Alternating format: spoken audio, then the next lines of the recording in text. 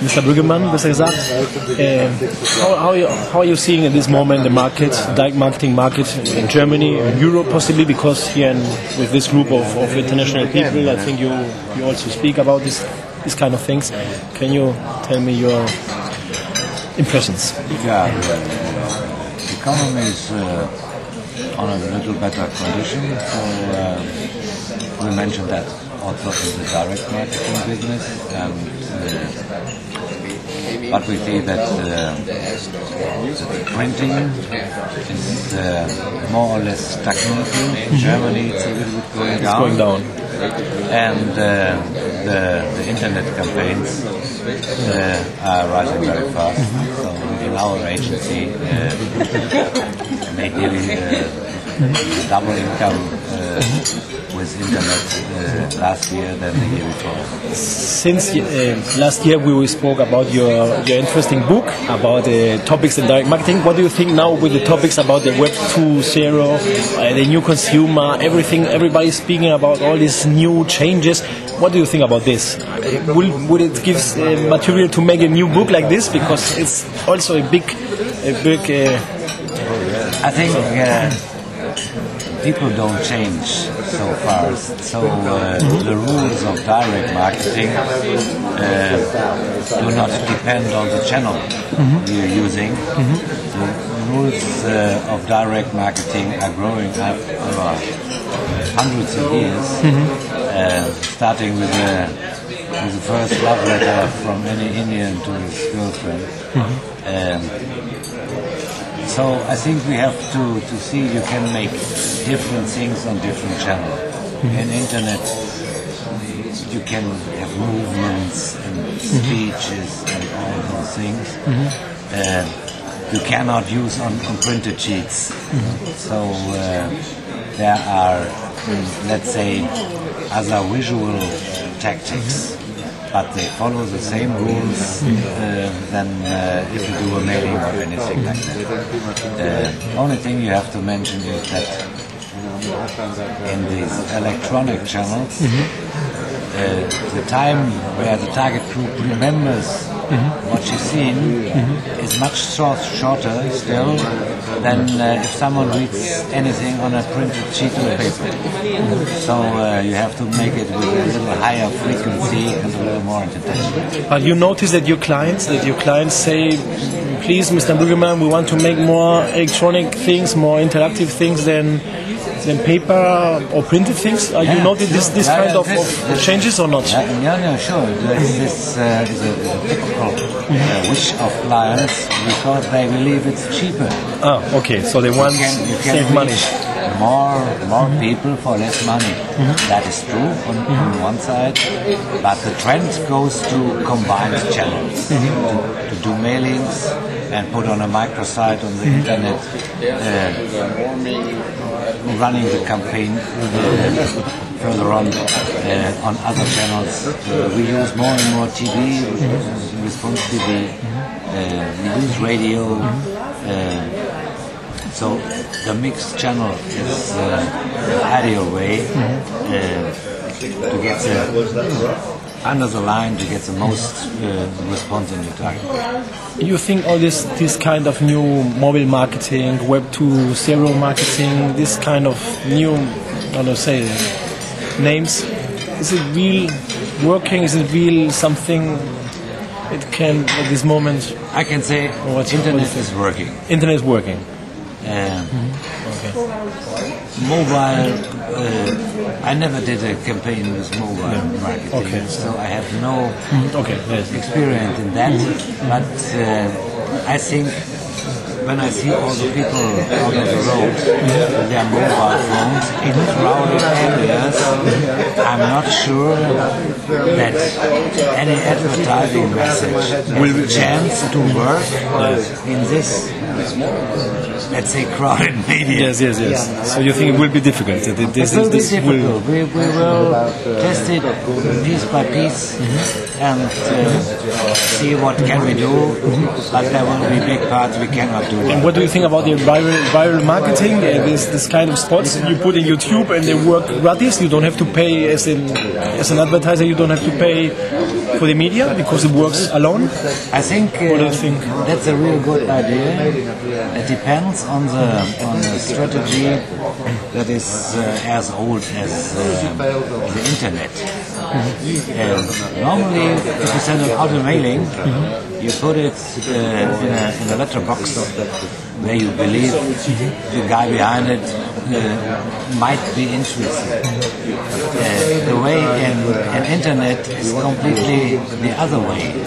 You can offer something and wait if there is someone who is interested in and hit on your side. And that's the thing in viral marketing. You have to be your virus. You must be so interesting that a lot of people click to it and send it to friends. And then viral marketing works. But like all those headlines, viral marketing is only a nice and illustrating headline for a necessary doing if you work with internet. Okay, so you think the traditional mailing has a future? Will stay working? Is your main? In this generation, it will have a future. Okay. I cannot the next, no? You don't say anything for the next generation. Yes. But this generation is used to learn by printed words on paper. Okay, I understand. The next generation might be a little bit closer, but as long as for example, our copyright, when they write a copy and want to correct it, they put it on a printer and read it on a piece of paper. Yes. As long will the mailing stay alive. I understand. So you think it has a future at this moment? In this generation, next generation, we don't know, or you don't know what will come. I don't know because if I see those kids who wake up with all the PlayStations and all this kind of and are very virtual. We will have quite a different sort of communication with much more entertainment, much more action than we think about today. What do you think about the fairs? The big fairs of direct marketing we used some years before in Montreux, this beginning, then the DIMA, who stops, in Spain also last week we were, and it's not working. What do you think about the future or not future for this kind of events? I'm a little bit divided. If I would run a printing house or any production specialist, I would go to a fair to show my clients what I can do.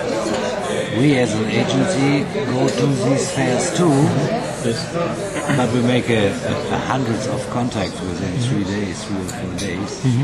But if you see a few months later what comes out of business out of this contact, it goes nearly to zero. So it's just a sort of customer relationship to go to those things. And if we ever run low on money,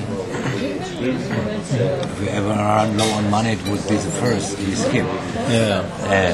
So if you watch all these fairs, they go up, rise, and suddenly they're gone, and someone else is starting anew. Former days in Germany it was a DIMA, and then the DIMA died.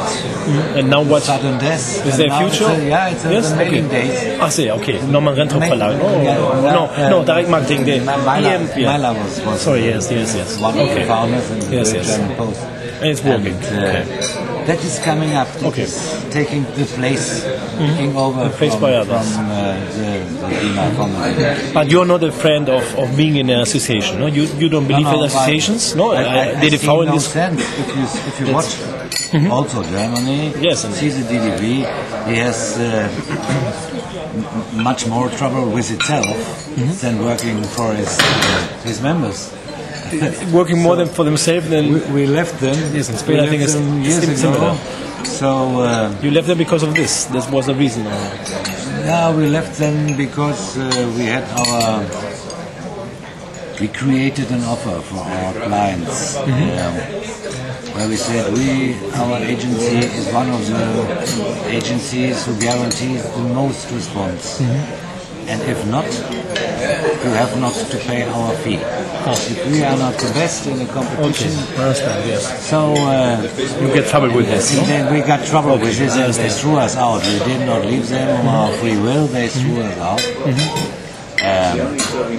Then there were a lot of press releases, so that a few weeks later, everyone knew our so-called immoral offer, and so it was a good public relation for us. Oh yes, you get some clients.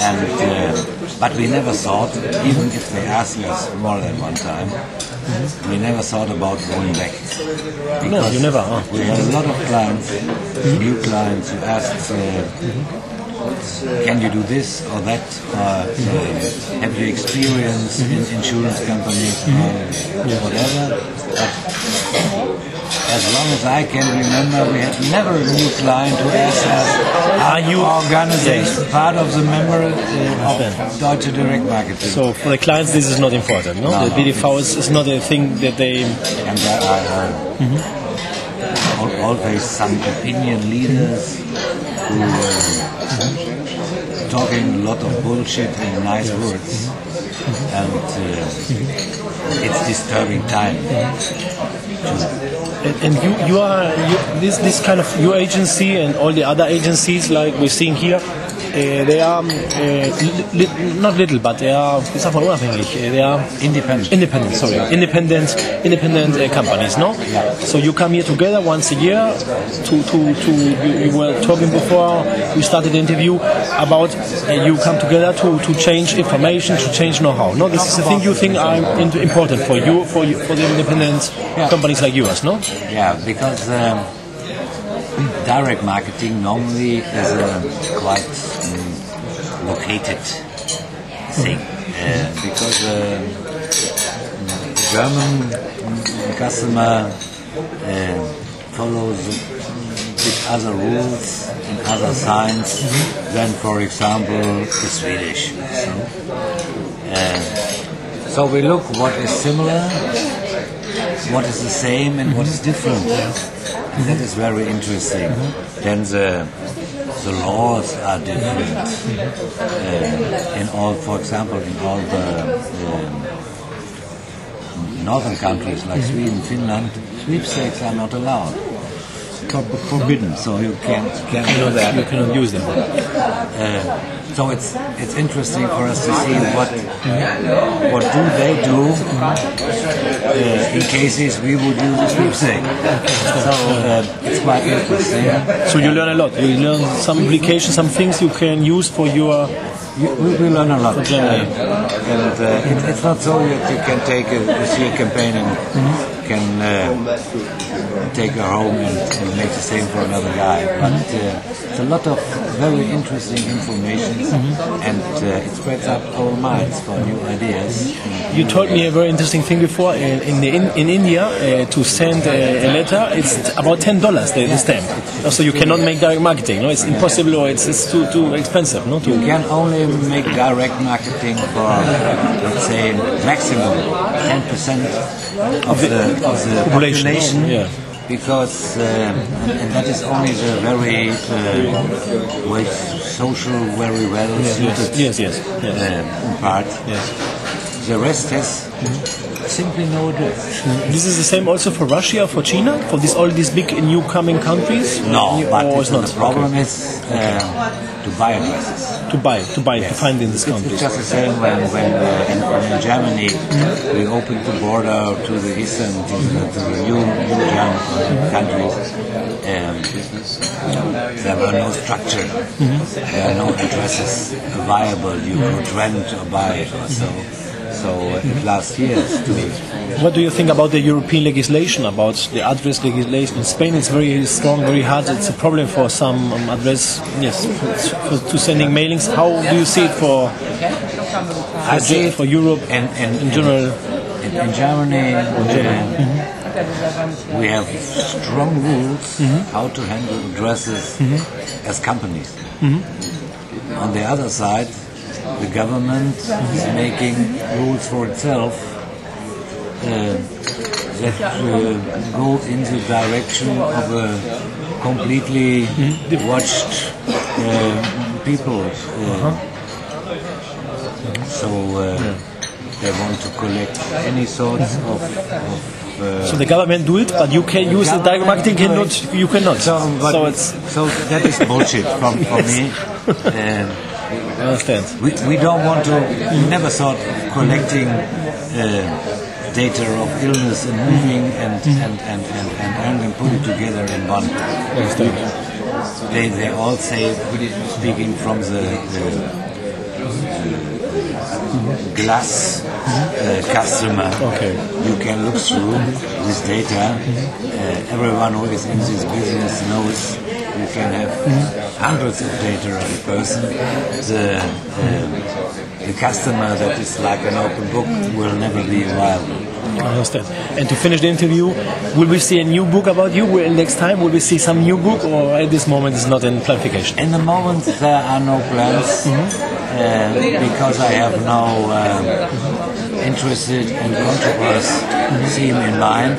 But I'm sure when time will come, you will write about a new topics books about broken topics, not breaking the rules. Yeah. Okay. Thank you very much, Mr. Brugger. Michael from the agency? Dialogue. Dialogue, okay. Good name. Dialogue Marketing. So you are Irish? You are Irish, from, born in Dublin. We're in your homeland here? This is hometown. Look at the weather. Is it absolutely Yes, very nice. All the people in the park I was seeing. Normally it's raining now. Yes, we're all delighted with this global warming for a week anyway. Yes, right. So it will possibly change. So this year you organize this year? Yeah, we were honoured to organise it this year. I think we had just short of 30 people representing, I think, about 35 of the countries. Yes. Can you say some countries where they come from? We have England, pretty much all of Europe. So we got Spain and France and Germany and Switzerland and Belgium, the Nordics, Finland are here, Denmark, yeah. We have Pakistan are here, Russia are here. We didn't get people over from China or Singapore, predominantly because it's such a distance away. It's hard for them to make. Okay. But no, we're very happy with the name of this meeting, Interdirect Network, was how is the official name of this kind of meeting? It's basically a manager's meeting. So there was nothing themed. That's the second meeting in September. We usually have a theme for that. So this was really pretty much down to the brass tacks of how we're all getting on as agencies, how can we help one another, that type of thing. Okay, and how many days you stay here together normally? The meetings themselves took 2 days. 2 days, okay. But a number of people arrived early, and a number of them are staying till Monday or Tuesday of next week. So they want to see the nice item. Exactly, they're enjoying it. So, but the hard work was 2 days. I think can you say something about what you're speaking? What you've been speaking here? Some tendencies, something about. Yeah, we had some. I think first of all, there's a great desire and passion from all the members to share, and that's quite unusual. I mean, even in the serious networks, you get less of it, and in this, where we all have our own separate business, you see somebody sharing an idea with somebody, and you feel obliged, to repay them and say, well, listen, here's something that might be useful for you. I had 2 instances during this week where we had what we call the speed meetings, where you're sitting down with individuals and just identifying, have they been doing something in their particular country that we could learn from. And I've got 2 ideas that will be able to nurture into significant new business for my agency. And I'm itching to get out. I want to get out of this now and call the client and say, we've got some interesting insights. So, I think that's fascinating. You see people, you ask them, how's it going for you? And you can just tell. Yes. But we're now in changing times. Now everybody speaks about the changing, the consumer-generated content and all these things, Web 2.0. This affects to the optimism or not optimism of the people here or of you. Great. I think it's a good. Superb, yes, you think it's interesting. I mean, the great news. We had one insight over the week was that there is a fear that online is going to be the death nail of things like direct mail. The fact of the matter is that online is superb for direct industry direct. people are ordering online, but then they have to mail the package to you, so that's increasing the mail. Then they have to mail you an invoice, and then they're going to mail you a reminder, etc. So it's all helping. I mean, it's just increasing the pot there. So we're excited about all that. Ireland is the island of the big call centers, no? I think it's what a lot of people have in his minds. Is it like this, not or anymore. Is it changing like this? It is changing. It's okay. a good point. I think India are starting to really get into that particular space. What's happened with Ireland is, yes, we still have a huge call center industry, but it's much more in the high-end type of space. So you'll find it in the real top-end customer experience space rather than just transactional issues. We are, in terms of investment, Ireland is still a very attractive country to base your company, particularly if you're expanding into Europe because of the tax breaks. I think, yes, because of tax, because government helps the companies. They've done a great job. And this is still going on? Oh, it's still going on. Okay. And so we have... What's happening is we're getting not just the manufacturing plants, we're now, for instance, Dell, Microsoft, the Intel, so they're all not just manufacturing, but their marketing. So all of the European marketing is now based in Ireland. And what that means is, it's employing people at a much higher level, so the jobs are more strategic versus just the call center type jobs. And that's very exciting. Okay, I understand. Okay, thank you very much. You come from Norway, yes. You were here with the Interdirect group. That's correct. I think we know us from last year in Barcelona. It's more nice here than in Barcelona. What do you think about if you time? It's very nice time in Ireland. Yes, you have time. The group have had time to see something at this moment. Not so much with the group. Okay. We've only been here for 3 days. Okay, so myself have been here for a week. Okay, so I was lucky having a little vacation. You will see something. Can you tell us something about what you've spoken here in this conference? We're talking about the trends in the direct marketing area, of course, which is what we're all doing. Is it changing a lot or not? Is it changing? Because everybody speaks about changing of consumer, changing of the Web 2.0. Is this affecting also there are a few trends. The consumers are getting even more clever, more complicated, also, more competent, yes. As a buyer, which gives challenges to us as suppliers to be able to fulfill their demands. So that is definitely a trend. They demand more and they pay less, maybe also. Yes, I understand. So the internet, is it being a problem or not for you, or the consumer generated problems, or the mobile marketing, all these new things we're seeing? Is it for the traditional mailing you work? I think it's to an advantage to us because we are specialized in direct marketing, and the companies selling to consumers and the markets today, they want to have effect from their money, their spendings on marketing, and direct marketing gives you a very clear definition and results. But the clients, they don't look for the interactive agencies instead of direct marketing. Is this not a problem? So. Okay. Of course, we meet competition from the interactive agencies. But we also work as interactive agencies. We supply interactive marketing as well, in the direct marketing sense of the term in the interactive area. So it's a business opportunity as well. Norway, I think, is a good market, no? Your country is a strong market, no? Penetration on broadband, for instance. Everybody's using a computer. Most households are linked to broadband. I think we're up to 60-70% of the population now. So, of the households. So we have a very good coverage for internet use. Yes.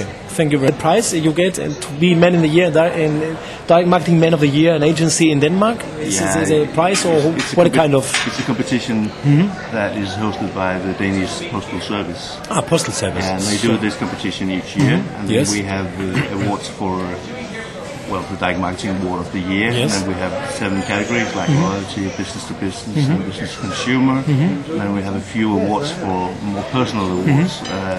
Strategist of the Year, we have the Art Director of the Year, and Copyright of the Year. Oh, interesting. So last week we won the Direct Marketing Award of the Year, and we won the business to business category, and we won the loyalty category, and we won Art Director of the Year, and one Strategist of the Year. So a lot of awards. Yes. It's good for the clients, I think, for you to make the promotion. It's good for us as agencies.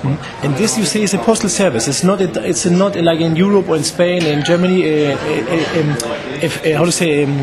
a direct marketing association. It's not given. Not you don't have an. We have one in Denmark. Okay, but it's not involved in this. And we have the DMA. Yes, like something like this. It's hosted by the postal service. They would like to show the good cases and would like to extend the market. Understand. So you have different prices: the postal service price and the direct marketing association price in Denmark.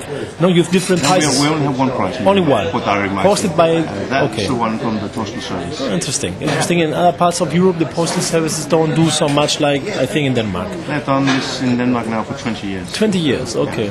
Interesting. And you have also a fair in Denmark, a fair, a direct marketing fair, like always only the price. They host a few meetings and small fairs as well. Okay, understand. So it's driven and hosted by the postal service. Can I ask you about your experience here in these days? You have been 2 days, I think, here. No, 1 or 2 days with the Interdirect network. No, your agency is an independent agency. Yeah. How is the experience? It's very good. It's my first time here. Okay, it's your first time. It's nice to meet all the other Why it's guys. your first time? You are new in this group, or why it's your first time? Yeah, we attended the Interdirect network last year. Okay, and I had another person attending last year. Okay, but he's not with the company anymore. Okay, I understand. So, okay. So it's my first time here. Okay, yes. It's my first time meeting all those guys, but I've been in contact with some of them and doing business with some of them. You do some business? Yeah, we do that already. With some countries, and especially with Norway. Okay, and now you are we neighbors. help out Ireland as well because we met. Yes. So I think it's the Scandinavian market is a big market. Norway, Sweden, Denmark together. No, it's all together. It's about plus 20 million people. So it's not that big, but it's quite good in direct marketing. It works. Yeah, no, it works. But do you think direct marketing has a big future after seeing what happens with the internet, with the emailings, with the mobile marketing, with Web 2.0, with all these changes? Do you think it will be a future for printing information when everybody is on an LCD and all this kind of electronic articles? Yeah, but I don't think direct marketing is direct mail. Direct mail is just one tool to do and to stay in contact with your clients and your prospects. So the combination and the interlink between the internet, the mailings, the cell phone, the mobile phones and stuff like that, that's a big opportunity for the moment. And all the direct marketers have a lot of knowledge about how to interlink and how to use those different medias. So it's a huge opportunity for direct marketers. You think you as direct marketers have more knowledge than the traditional advertisers, agencies? Sure, because we're used to communicate with one person at a time and do all those techniques that need to do that. And we use emails, we use SMS, we use online and offline mails in one huge combination. But you don't think it's a problem because the consumers in Europe, they don't want to see more advertising in the film, the TV, in the post box, the mailings, in the spam, the emails, sometimes spam, sometimes not. You don't think it's coming difficult times at this moment because the consumer is saying, please stop it? I ask. It depends on what kind of market you're in. If you're in the mass communication market, offline or online as spam, then you're in big trouble. But if in the direct marketing market where we work on permissions, and we like to hang on to relationships and to show that we are worth in being in relation with, then we're in a booming market at the moment because that people would like to be part of because it's relevant for them. On the other side, spam is not relevant. So if they find a connection where there's relevant information and good communication, they hang on to that because then they have a solution in the market that is very hard to figure out what is the best product or service. So you think how some tendencies you see here in this rounds you can tell us or tell my readers in Spain some tendencies, some news you get about this kind of roundtable these 2 days? From the network? Yes, from the network. Yeah, I think that we have had there's a new opportunity for a lot of direct marketing agencies at the moment, and that is to use all the communication that goes out of the big companies, which is not building loyalty, not building for sales, not building brand values. And that's all the statements that goes out from banks and insurance companies and all other kinds of companies. And that kind of communication, if you turn that around and make it sell more, make it brand more, make it more relevant to the reader, then you have a selling tool that you don't have to pay extra money to get because the company already pays for that. So that we have been discussing here for 2 days, and everybody agrees to that. It's a huge opportunity, both for the companies and for direct marketing companies. There's another tendency at the moment, that is a lot of companies need to move from having an offline connection with their clients and to digitalize that and get that communication on a daily basis online. Because you don't have the money to pay for that offline communication, and if you bring that into the online, it's cheaper. You say it's cheaper, more okay. And you can do more contacts than you can do in the offline business. So if you would like to be compatible in the future, you need to have a digitalized platform to communicate with your clients. If you can do that, you will be very competitive. Okay, and you think that it's not happening at this moment? You think it has to happen more by advertisers? Because it's going to kill a lot of banks. Because a lot of the banks are from years back and they still have those old systems. And then there comes up new banks which has a digital platform to communicate with their clients. And if they can do that, they're much more compatible because they're not going to use a lot of money to send out mailings. They send emails. And you think this, what we are explaining here, very interesting. You think in the United States, the number one in marketing always, as we look from Europe, is it happening? Are they doing this way and we are following it or not? A lot of people are talking about it. And then they figure out, this is expensive. Okay. We'll wait. But the more you wait, the more expensive it gets. I understand. It's a problem. And the faster your competitor moves. So it's a competitive game. Who does convert their communication and relations into a digital platform first is going to have a very, very huge advantage. But it's a thing, you are an agency. It's a thing you cannot you can influence in this, or is it more, I think, the direct marketing, the marketing director and the advertiser has to do this, no? Has to make this change, or can you help this? Influence. We can help this, and we have done cases that shows that this is a very. But you cannot decide it. I cannot decide. That's the problem. But I can show the business case. Okay. And if you show the business case to the CFO or the CEO, they will say, "Why didn't we do this before?" I understand. Because we use a lot of money and we gain nothing out of it.